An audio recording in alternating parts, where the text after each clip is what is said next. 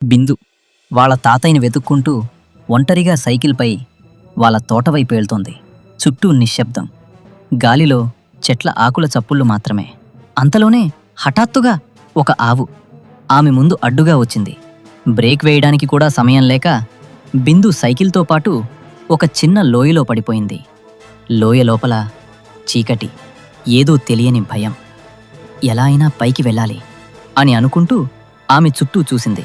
అంతలోనే పొదల మధ్య నుంచి ఏదో శబ్దం. ఆ శబ్దం మెల్లగా దగ్గరవుతోంది. బిందు గుండె వేగంగా కొట్టుకుంది. భయంతో వణుకుతూ తనలో ఉన్న చివరి శక్తినంతా కూడగట్టుకుని మెల్లగా పైకి ఎక్కింది. రోడ్డుపైకి వచ్చి ఒక్క క్షణం ఊపిరి పీల్చుకుంది. కాని అదే క్షణం ఒక జీప్ వేగంగా వచ్చి బిందును గుద్దింది.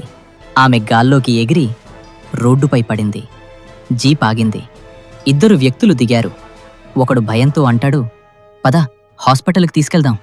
కాని మరొకడు చీకటి వైపు చూసి, వద్దు, మనమీద ఊరివాళ్లకి ముందే కోపం ఉంది, లైసెన్స్ కూడా లేదు, ఈమెని లోయలో పడేద్దాం.